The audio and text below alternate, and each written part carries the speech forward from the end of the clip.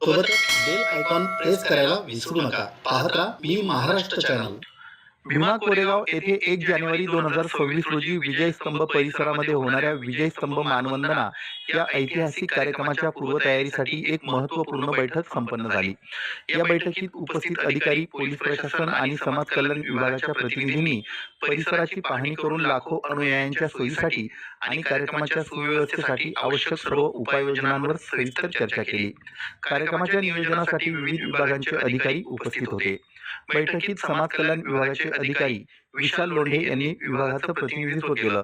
अनुयायांसाठी आवश्यक सुविधा पुरविण्यावर त्यांनी भर दिला. वरिष्ठ पोलीस निरीक्षक सर्जेराव कुंभार यांच्यासह पोलीस प्रशासनाने सुरक्षा आणि वाहतूक नियोजनावर चर्चा केली.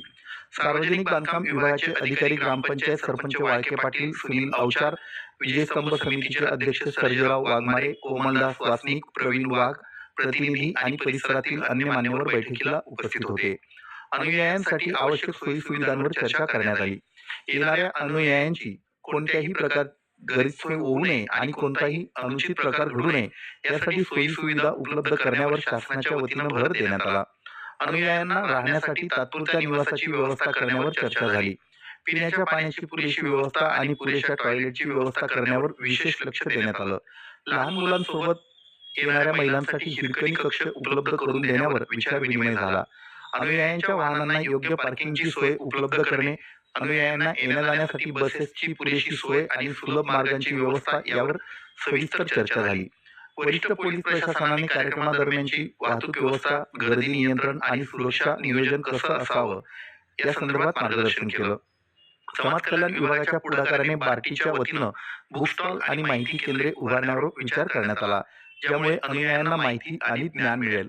कार्यक्रमाच्या निमित्ताने परिसरातील ऐतिहासिक स्थळांच्या सुधारणेवर देखील या बैठकीत चर्चा झाली. छत्रपती संभाजी महाराजांची समाधी आणि गोविंद गोपाळराव महाराजांची समाधी या स्थळांचं तात्काळ सौंदर्यीकरण करण्याच्या विषयावर बैठकीत विचार करण्यात आला.